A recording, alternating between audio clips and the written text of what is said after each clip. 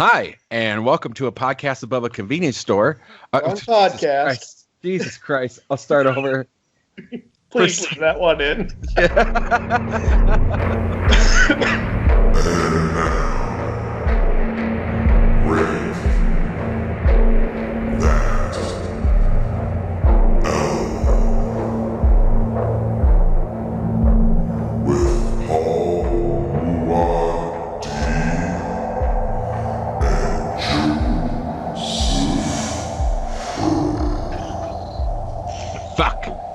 Hi, and welcome to Rate That Album, the podcast where two guys who have no business reviewing music are reviewing music.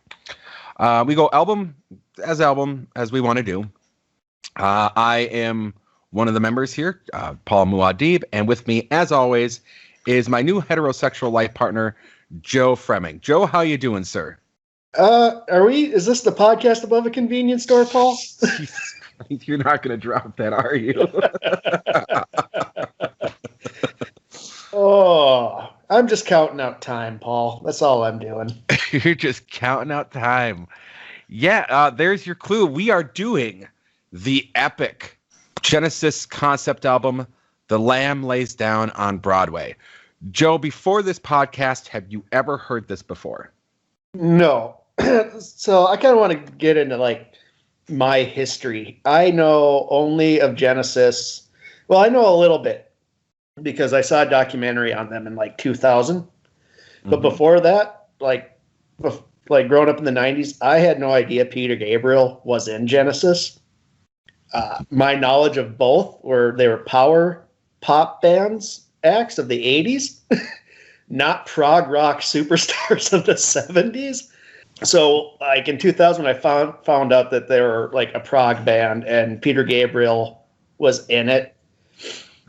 It kind of blew my mind, and I was interested. I'd heard little clips in this documentary, and it was it kind of fascinated me. But then I just kind of completely forgot because life goes on when you're 20, 21. Mm-hmm. Yeah, so it's kind of jarring that the band that's put out I Can't Dance put out The Lamb Lays Down on Broadway. So listening to this, I was a little jarred at first because it's just it's completely the opposite of the Genesis we know. Mm-hmm. At least in our generation, I think. We grew up with Genesis, what was that video with the puppets? Oh, Land of Confusion. Land of Confusion, yeah. So we kind of knew them from, more of the Phil Collins-y power pop rock stuff. Great word for it, power pop. Yeah. And Peter Gabriel, we also knew from, Shock the Monkey, Salisbury Hill, Sledgehammer. Yep, it's four self-titles, and then were our big ones that we grew up with. Yeah, so listening to this was really great. And then I got very confused about the timeline because I started doing, most of the time we let the other guy do the research, but I was just I went down a rabbit hole on this. I figured you would. I'm looking at the timeline. Gabriel leaves the band after this in what, 75? We'll get to that. Yep, around that time. Around 75. Both Gabriel and Genesis, it takes another 10 years for them to become household names. Mm-hmm. I assume this album came out in 79, which would be the logical progression. I didn't know it took both factions of this that long to actually kind of get more commercial success. Yes. So that kind of blew my mind too. Gabriel left and they thought he was going to have this big solo career, and it doesn't come for 10 years, which is very rare in music, I think. It is, yes. And we'll get to that because that is something that I definitely want to get into. I might want to spend this, like I said, guys, the audience, this is going to be a long one. Okay, so kind of wrapping this up, the most I knew about so I watched the documentary I brought up before. I watched some of it on YouTube. There's a whole hour dedicated to Lamb Lays Down on Broadway. Yes. So most of what I know about this band is from that and the Genesis chapter in the book American Psycho.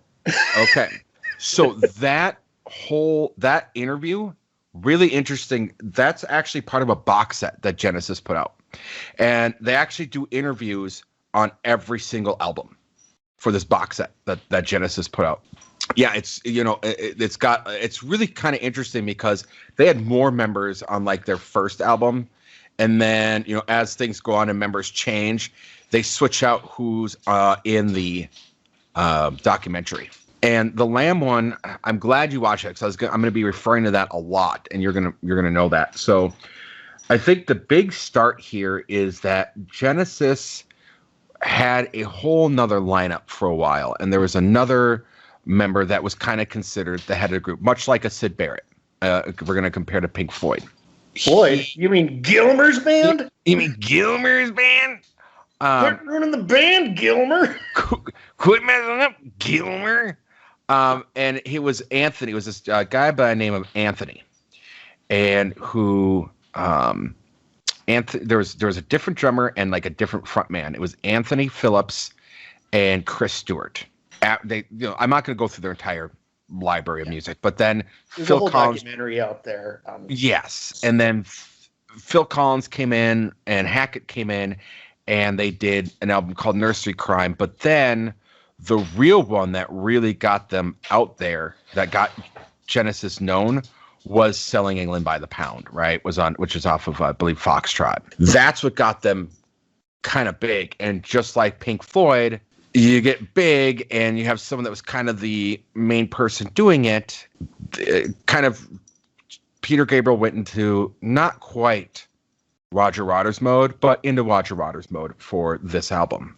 This was started in 1974, and it's amazing that this album even got done, because there was so much going on during this. So Gabriel was like, he came up with this whole idea, and he had watched El Topo, and that's where he originally got this idea from. He's like, I want to do a journey, but with a punk twist, something like West Side Story and Pilgrim's Progress and El Topo.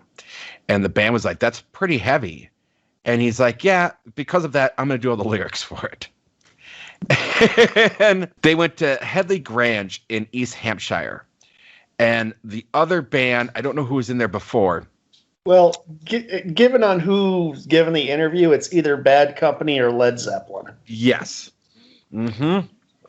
But the entire place was trashed. They shit on the floor. There was rat infestations. The whole place was just a wreck. There was already early arguments in the idea of where they wanted to go, but Gabriel won. He's like, I'm going to lock you guys work on the music. At this point, they've proven, like with that whole Foxtrot and Selling England by the Pound, that the group dynamic of Hackett, Collins, Banks, and Rutherford was a powerhouse. And Collins was, Gabriel was like, you guys do that. Send me what you're doing and I'll write lyrics. And he would kind of come out every once in a while and go, do this, do something like this, do something like this.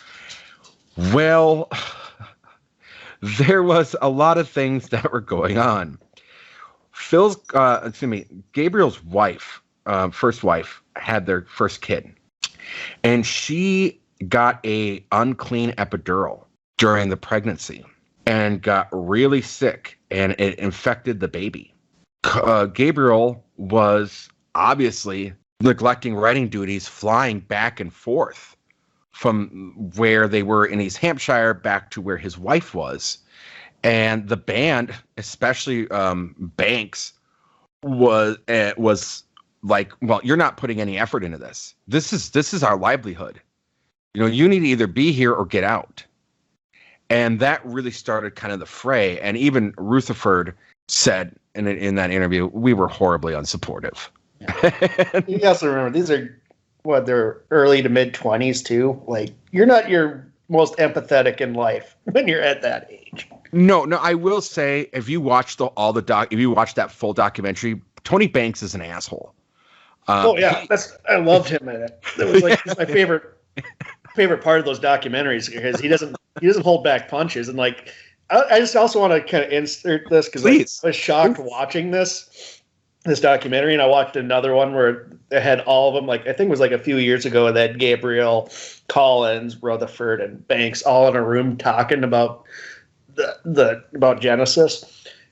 They're kind of like the polar opposite of Floyd when it comes to like disputes and members leaving, in that they're the most fucking polite group of guys about it. Like, Yeah. when they talk about like Gabriel leaving, like, yeah, we kind of figured. And it's just like, he's like, yeah, I don't, Collins wasn't gunning for my spot. I just, I left and he had to take, they're so polite. It's total opposite of Waters and Gilmer. It's Gilmer and Waters. And like, I use that kind of link because like they're both British prog rock bands at the roughly around the same time. So it's like night and day on how dynamic and respectful one group of guys are, and how fucking horrible the other group of guys are.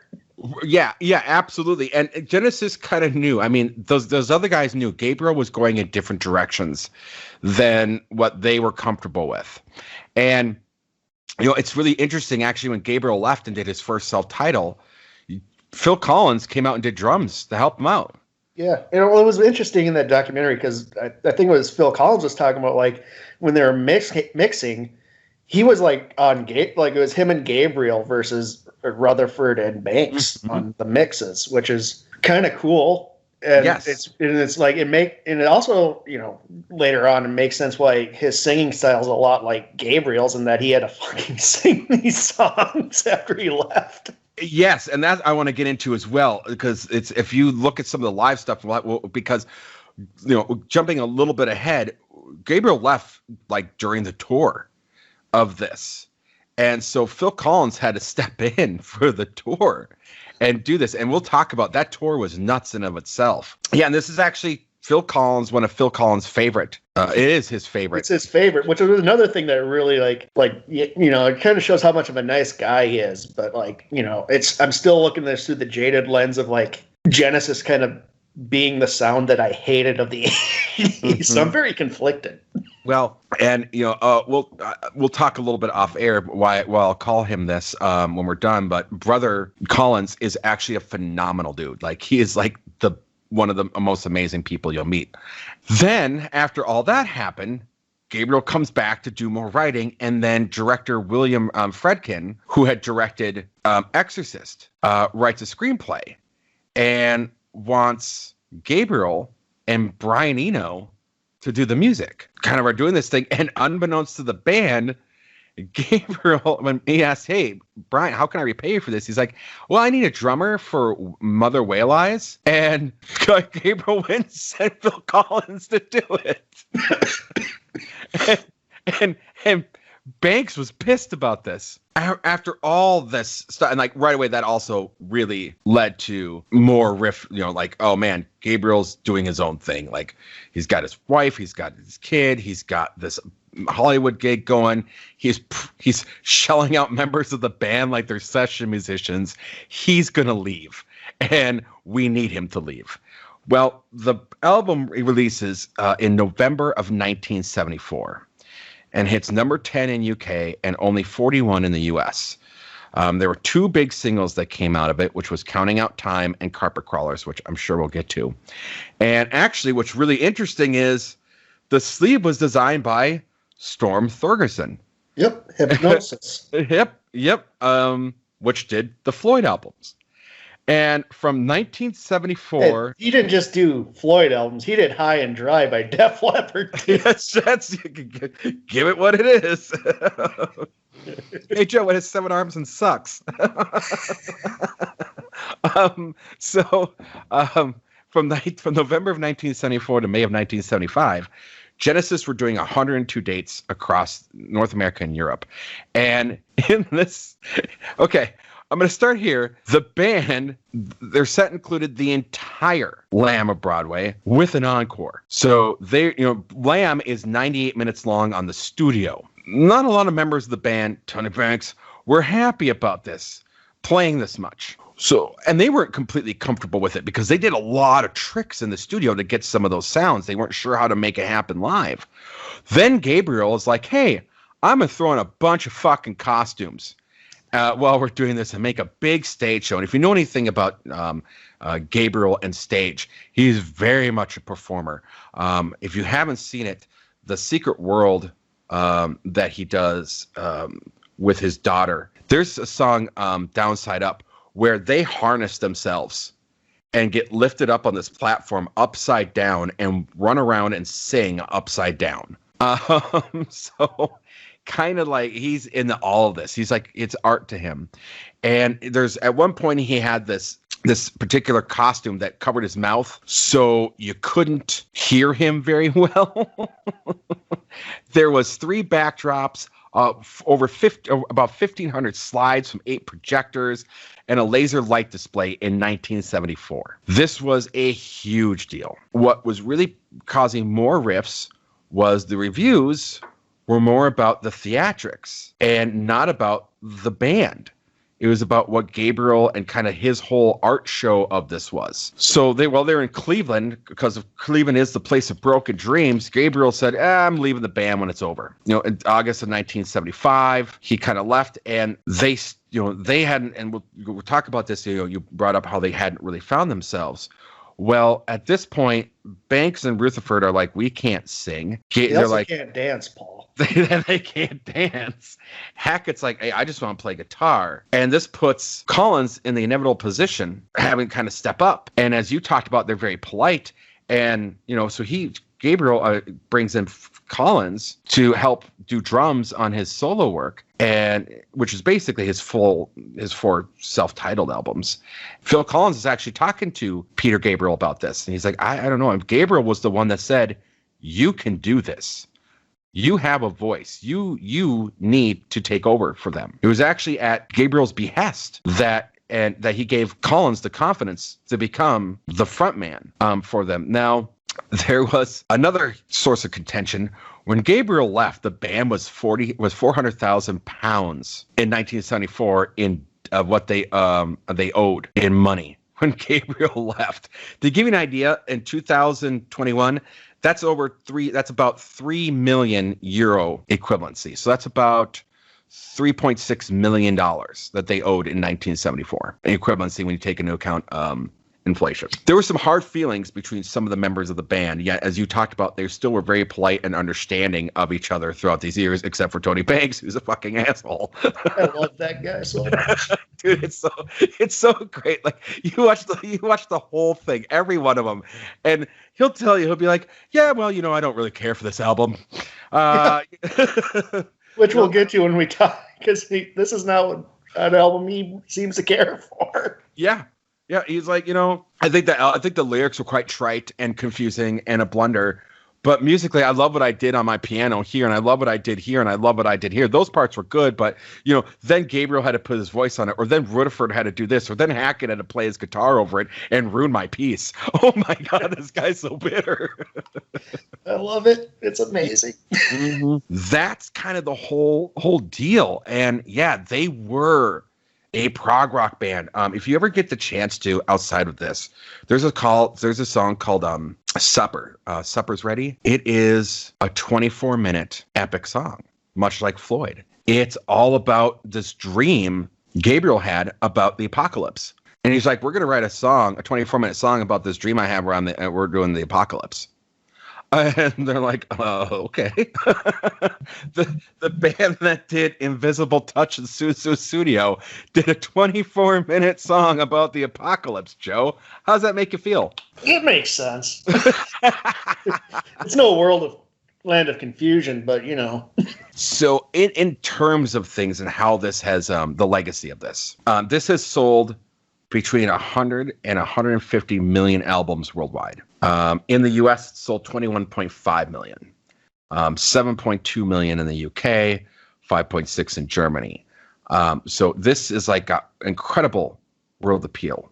This is one of those things where it's considered one of the best concept albums of all time. It's called in some forms, it's called the Ulysses of concept albums. Brian May considers Steve Hackett a influence. Rush considers them a influence. Eddie Van Halen considers Steve Hackett a influence. Iron Maiden founder Steve Harris says, if it wasn't for Gabriel era Genesis, I wouldn't have probably gotten in the music.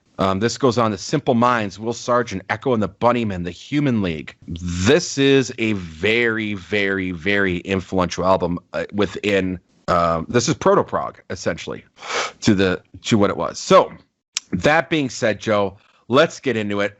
I want to hear your thoughts, highlights, lowlights of what you think of this 98-minute epic. I really enjoyed this album, and I do have some gripes on it. But overall, I thought it's such like a musical journey, and the musicianship on it is so fucking phenomenal. It just floors me. It was so good that I had to do a second take when they started their hand fart solo.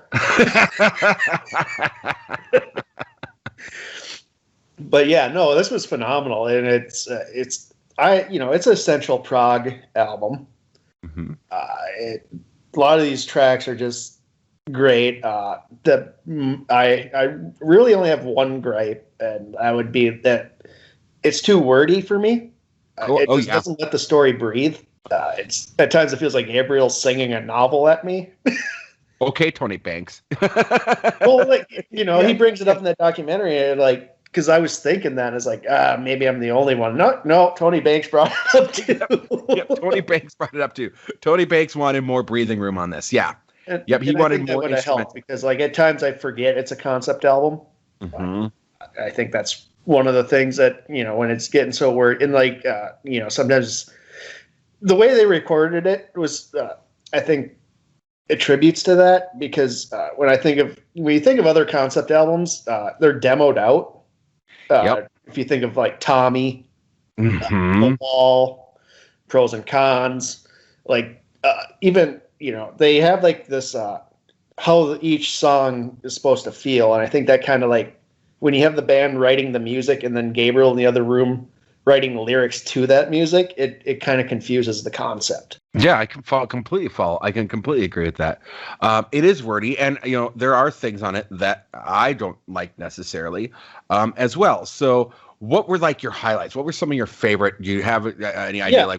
First, the title track is fucking phenomenal, isn't it? It's so it starts with that piano, and it's so grand and epic, and it feels like it really feels like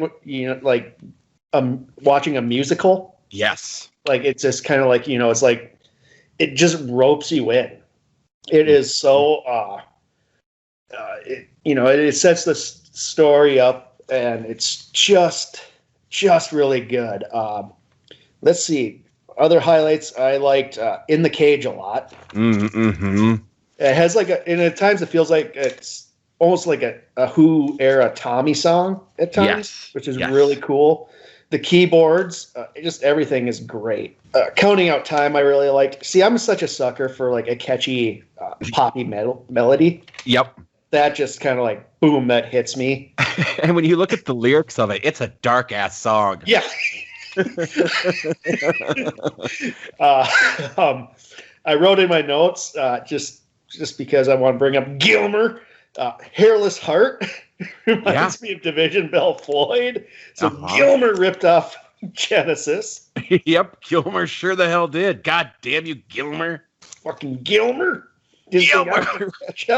Anyway, I liked. I wrote that down. The guitar on there, the pianos. Yeah, the reprise, The Light Lies Down. Those were kind of my highlights.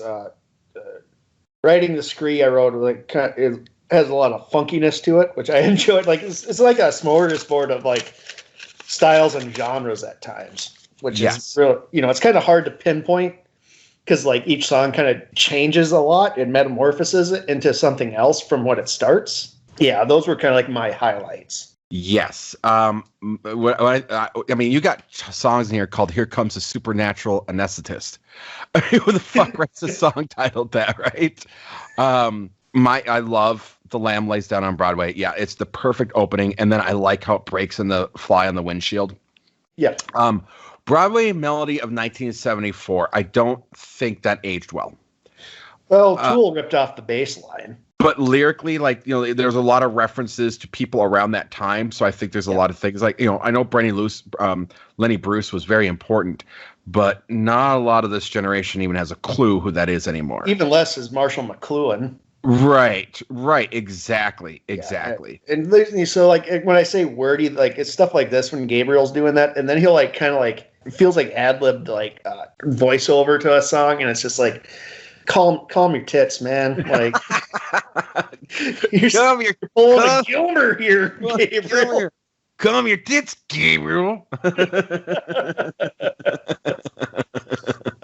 Yeah. Oh, another one I liked was a Grand Parade of Lifeless Packaging. Isn't that a great song? Yeah, that was really good. Yeah. I did not really care for Cuckoo Cocoon. Cuckoo Cocoon. I think that felt like a novelty song. It is. It's a novelty song, yeah, but it's funny. I like it. But go on. But it's just it's. Well, I already said my favorites. I'm just kind of riffing off yours now. Well, so I think that whole section from really counting out time, and then it makes that move in the Carpet Crawlers. The Carpet Crawlers is probably one of my favorite songs by Genesis as a whole. I just love it, and I would invite both you and the audience. They were still doing this song live even after Gabriel left, and I would argue that even a live Phil Collins on this even sounds better.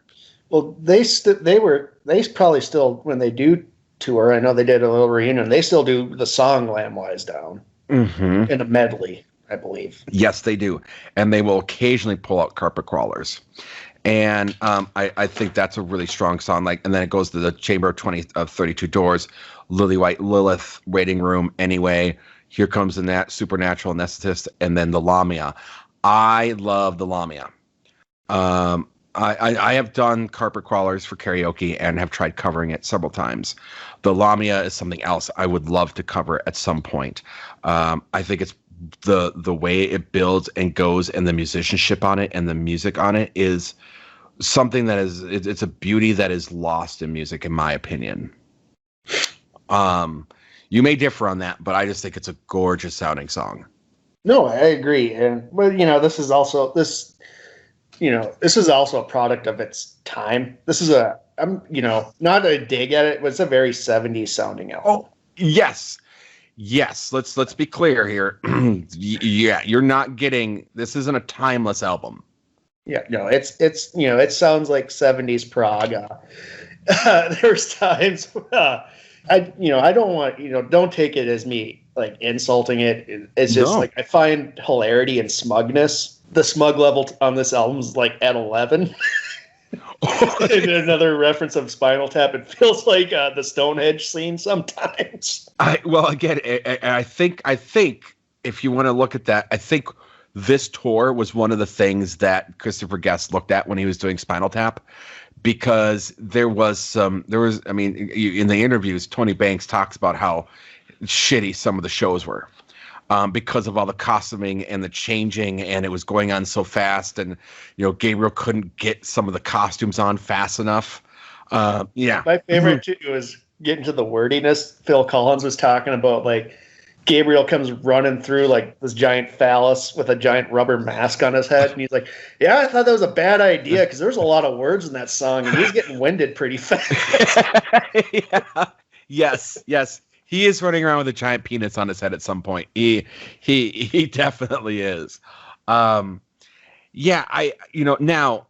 we kind of talked about the musicianship of it. What did you think of it as a concept album?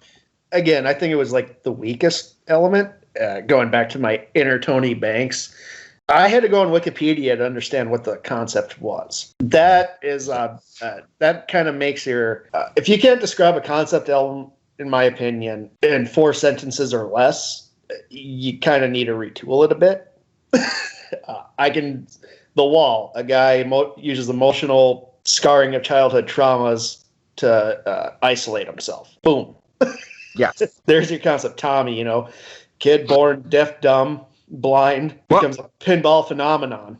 He wasn't born deaf, dumb, and blind. He was abused into being deaf, dumb, and blind. Let's be clear on that. And, I even when I'm reading the synopsis of the concept, of the story, I get my eyes kind of glaze over because even that is getting dense. Yeah, I wanted you to go on this without saying anything, and this is how I took the album, because I'll be honest with you, I was really loved this, but I had to kind of do the same thing. I'm like, I think I know what this album's saying, but I'm not smart enough to, I'm also smart enough to go, I don't know everything, so I looked it up as well. Really, I think basically the Lamb Lays Down on Broadway is all you need to kind of understand. It basically, my impression of it, and if you look into Gabriel's kind of explanation of some of this, is it's basically this kid in New York, this punk in New York, takes a drug trip. And this is what he experiences as well on these drugs. And so it doesn't all have to make sense. That's interesting, but it doesn't really make for a compelling concept, I guess. And I think it's also he's writing not from experience, but like creating something from whole cloth that I don't think he completely understood, which is another thing. Like, I mean, the main character, Rael, is a half Puerto Rican kid living in New York City. Talk about being as far away from like your knowledge center as Peter Gabriel could have been in 1974. Right. And Peter Gabriel has said in multiple interviews, he's never done drugs. It never was a thing he wanted to get into or had any desire to do. So he's also writing that aspect of it from a point of view of, this is what I think drugs do to you. And that right there just knocked up the smug level to 12. But this one goes to 11. Makes 10 the most smug. 10 the most smug. And yeah, no, it really kind of does, doesn't it? You know, there are a lot of missteps in the fact that it is. Go on. I'm not shitting on it, but like I think it's from my growing up, you know, and watching Monty Python and finding hilarity in like the smug guy. Mm-hmm. That when I listen to this, like, you know, it's not taken away from the music, but you know, that the hand fart thing, like I just started laughing uncontrollably while I was driving. Like, I'm trying to hand fart right now. I used to be able to do it, but like, you know, like. It almost felt like they just didn't want the guitarist to put a solo there. Like, fuck you. Fuck you, Hackett. Sit back for a minute. We're going to hand fart. So, yeah, lyrically, it gets a little dense. And then, when you're listening to it, this is the experience that I've had with it, where I'm kind of like, Lamb Lays Down on Broadway. I'm like, okay, I understand you're setting up the concept album. And then we get 4 songs go by before we get to In the Cage, and then I feel like, oh yeah, they're talking about the concept again. And then, okay, back in New York, okay, we're talking about the concept again. Okay, Counting Out Time, we're talking about Rael being a sex offender. All right, in a happy way. Perfect. Thanks, Gabriel. And then Carpet Crawlers kicks in and you go, whoa, wait, where did we end up? And that goes all the way through. And then the Lamia happens and you go, wait, what? Like, you get the colony of the Slippermen, and you're like, whoa. Yeah. Let's slow this boat here a bit, guys. Yep. And then you get down to the light lays down on Broadway, and you're like, oh, we're back at the concept album. Okay. And we should also remember, like, fractions were so tense while they were making this that Collins actually suggested maybe just doing it as an instrumental album. He did. He did make that. I would have listened to that. If you took Gabriel's vocals out, I would listen to this and love it. Just probably not love it as much because Gabriel's one of my favorite vocalists. Oh, my God. Yeah. And like I said, that's why I love Carpet Crawlers, the notes he hits in Carpet Crawlers and in Lamia, how the build-up and like the crescendo through that song. And his vocal. When he just rocks out, like almost like a generic like 70s. He's got such a great rock voice. And I think he does. Often gets, when you listen to like his 80s stuff, I think that gets overshadowed with like the synths and the drum machines and that sort of thing. So I think people often forget he was a pretty good rock frontman. Yes, he was. And if you enjoy that kind of stuff, I think you'd enjoy more Gabriel Genesis because he shines more and was given more songs to do that with. Yeah. And he gets songs to do that in here.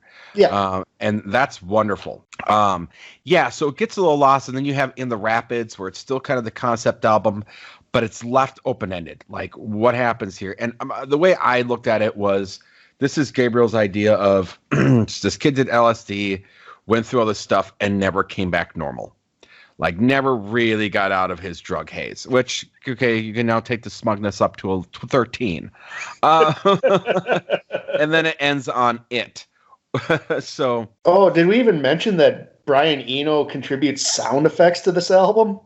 We did not mention that. That is a great point. There's a lot to bring up in this, but yeah, like, that kind of surprised me too. I was like, holy shit, Brian Eno worked on this album. Mm-hmm. I love Brian Eno. Here Come the Warm Jets is one of my favorite albums. So Brian Eno's amazing. And, that was also part of the deal where, he was working with Eno doing that thing. And then Gabriel sold Phil Collins to play drums. Yes. Because he's kind of like, hey, while we're doing this, do you want to do some stuff on this album we're working on?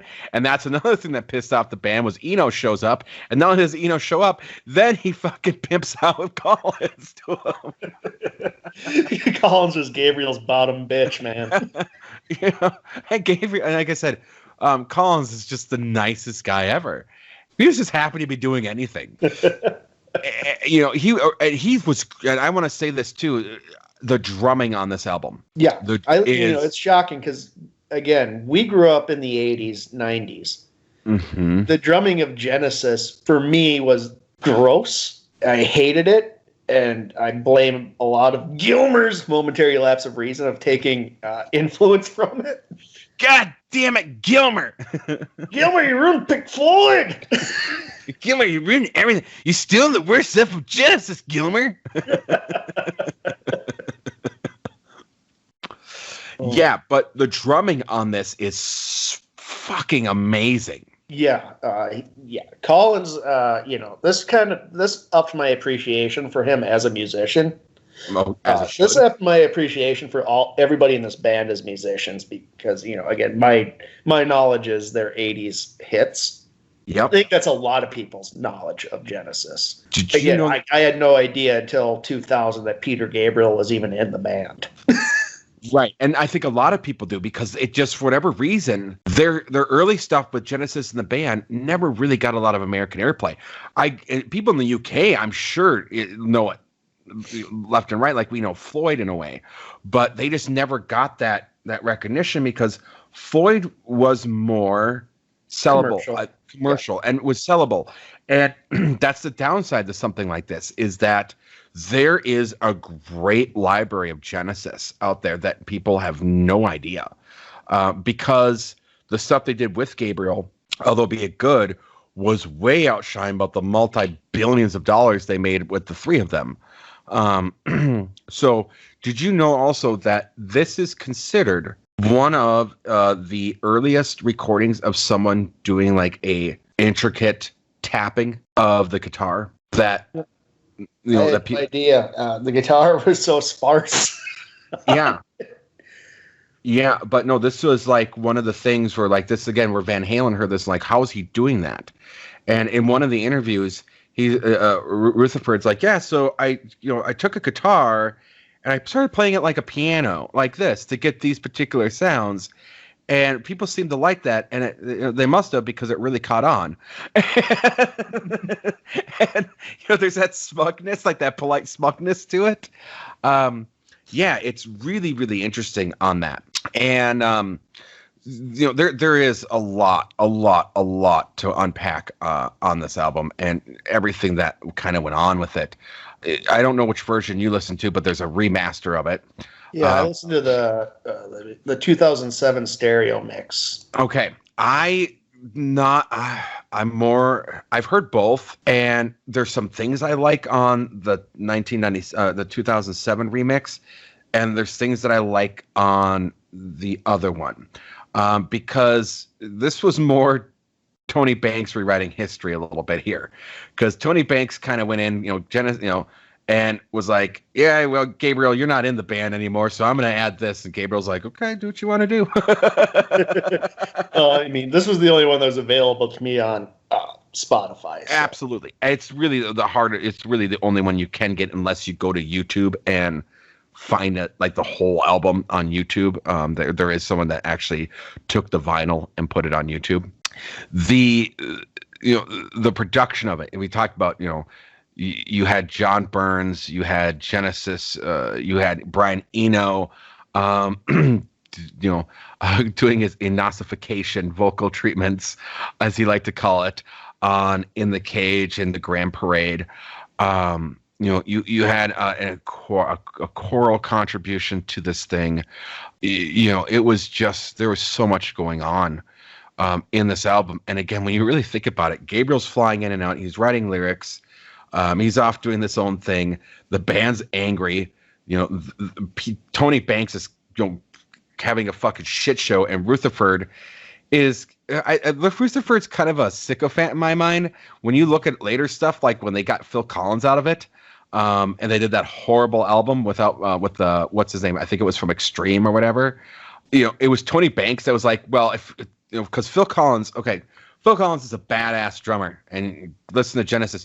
He had to go through neck fusion. He had to have spinal neck fusion because of the way he was drumming so hard, and the way he was drumming so wildly that he fucking ruined some vertebrae and discs in his neck from hitting the drums too hard. So he was recuperating from this surgery.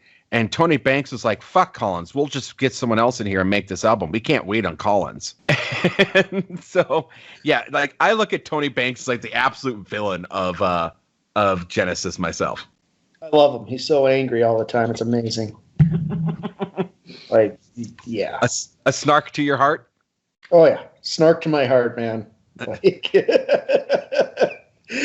I can see why people don't like him, but I give him this. He's a goddamn brilliant pianist. He really, really is. What he can do with keyboards and melodies and changing things is genius. So in addition to that, talking about the concept of it, the other problem with this album, it moved away from the concept. I think you'll agree with that.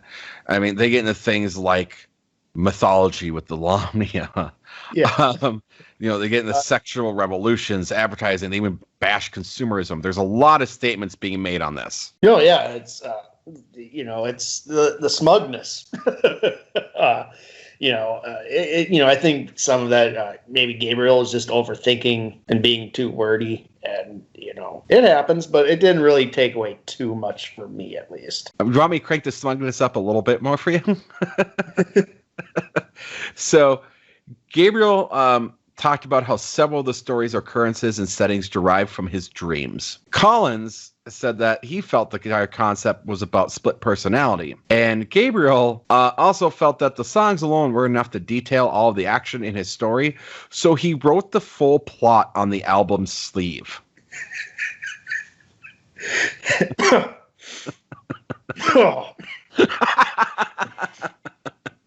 Yep. Oh, it's.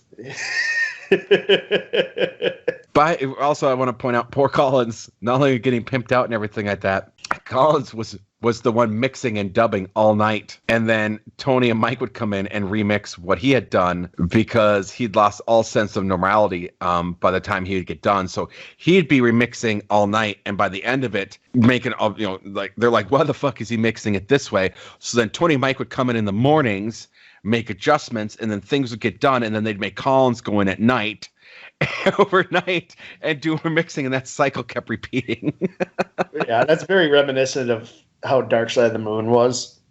You had Gilmer and Waters both doing different mixes. Yeah, and that's what this was. You had Gabriel writing the lyrics. You had Collins kind of mixing it the way he felt Gabriel would want it and how he liked it sounds. And Tony and Mike would come in, and Tony, being the prick he was like, I'm changing this. And Mike, being a sycophant, was like, yeah, sure, man, do whatever you're gonna do.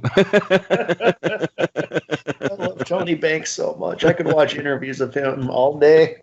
Dude, if you guys just do yourself a favor and watch this. It's a very easy. Just look up the Lamb versus the Lamblings down on Broadway doc, and it pops up. It's 50 minutes, and it's worth it. It's just because everybody's so polite, and then you get him. He's like, "Yeah, I think that was real shit,"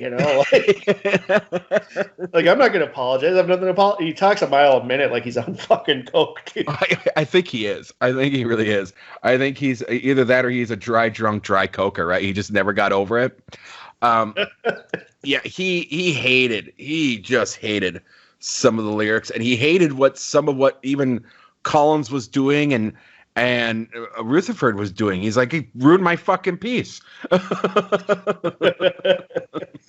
Yeah, it's weird where they all kind of land on with this album, and I think it's hilarious. Like Phil Collins, like, yeah, it's probably my favorite album we ever did.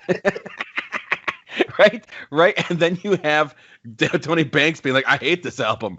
I think it makes very clear that this is his least favorite Genesis album. And so, Joe, I'm glad I was able to bring you in and the audience into what is The Lamb Lays Down on Broadway. Personally, musically, I think it's outstanding. I know I'm going to get a lot of hate for this. I think it outshines some of what Floyd did musically. Oh, yeah, I agree. Just the musicianship in this band was just phenomenal. And I'm trying to, like, musically, I think, like, an album that came close for me musically as a sprawling double album with a lot of musical ideas similar to this, but doesn't really have the concept, would be like Nine Inch Nails' The Fragile.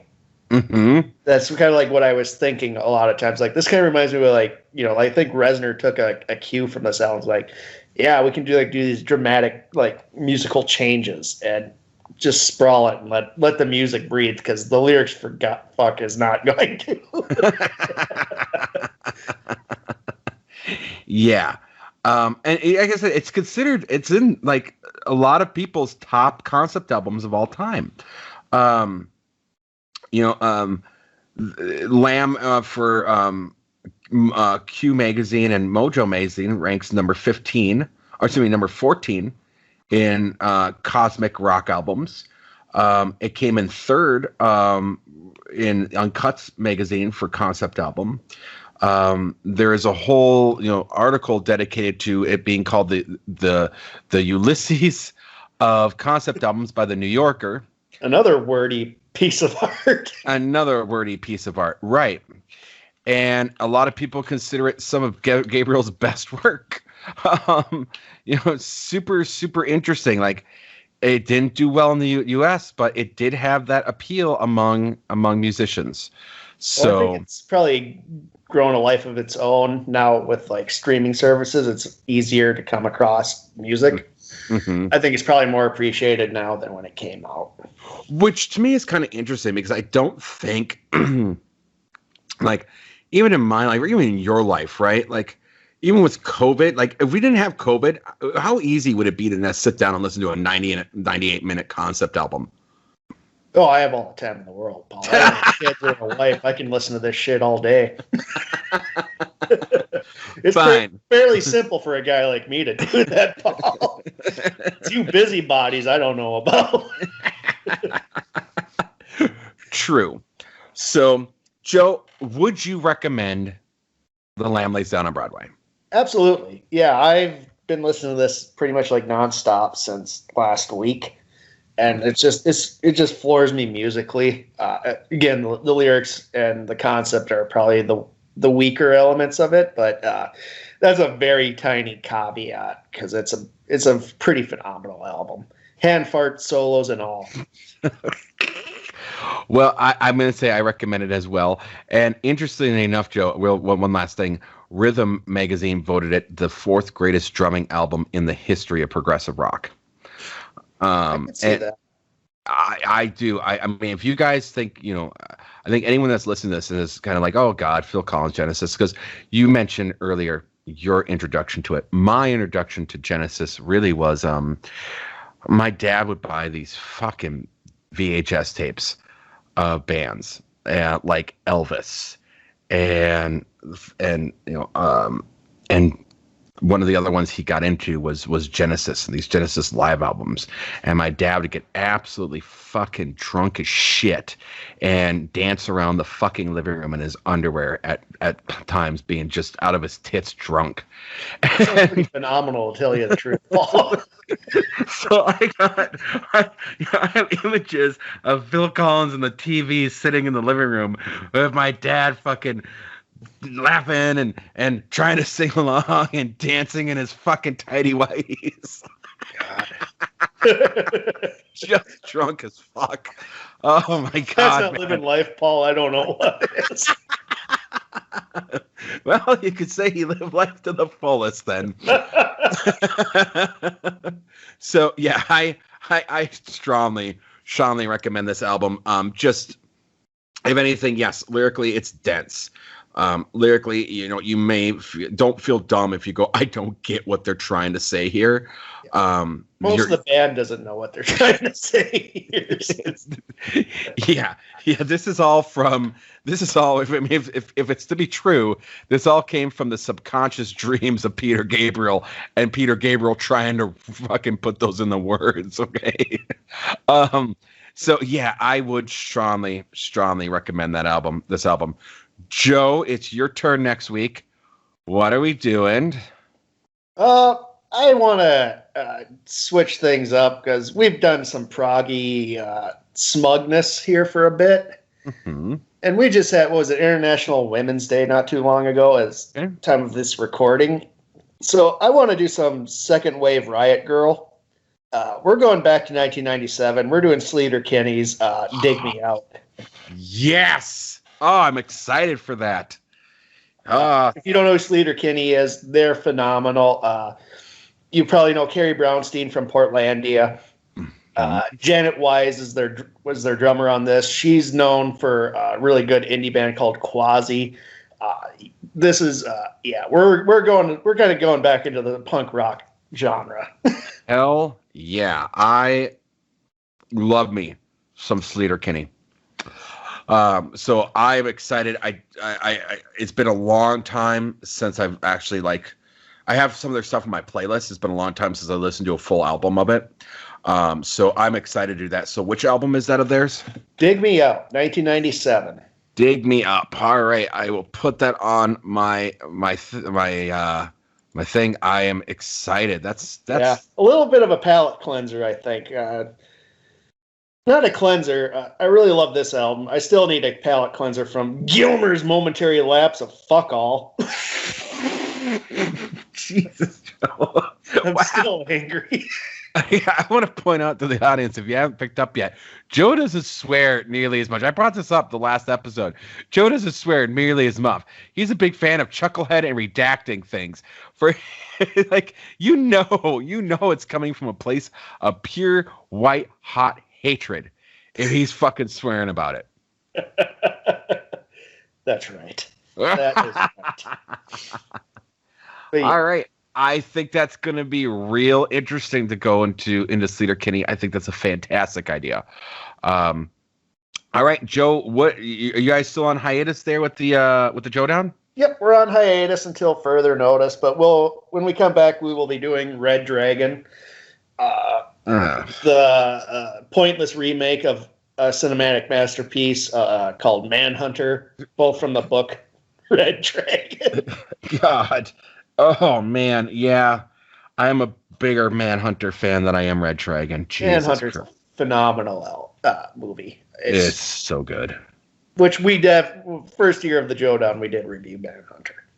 Oh, God. So good. I still try to watch that movie every once a year because I just fucking love it. The crescendo, the climax of that movie. Ryan Cox is my second favorite Hannibal Lecter after Mads Mikkelsen. Controversial take, Joe. Yeah. Yeah. The honestly, the use of In-A-Gadda-Da-Vida in Manhunter is probably the most genius thing ever put to film. Yeah, I'm looking forward to the bullshit version from Brett Ratner of all people. Known for his nuance. Oh God. Oh yeah. So all right. Who do you have going on? I just did another round of editing. The Cast That Movie episode 2. Working with 3 people, it's hard to get everyone's schedules together. So we'll get to that when we get to that. But after we're done doing this, I am going to edit out the first episode of Stranger Things, Tour of Hawkins, a podcast about Stranger Things, hosted by Griffiny. I am the co-host for that one. So I'm excited. Yeah, I'm excited. It'll be her first podcast like that she's done that's going to be carried by us. She's super excited to join the Joe Down Pod Down family. So I think this is going to be a good opportunity for her to get an audience. So there's that. All right, Joe. And with that, I think all we can do is cocoon.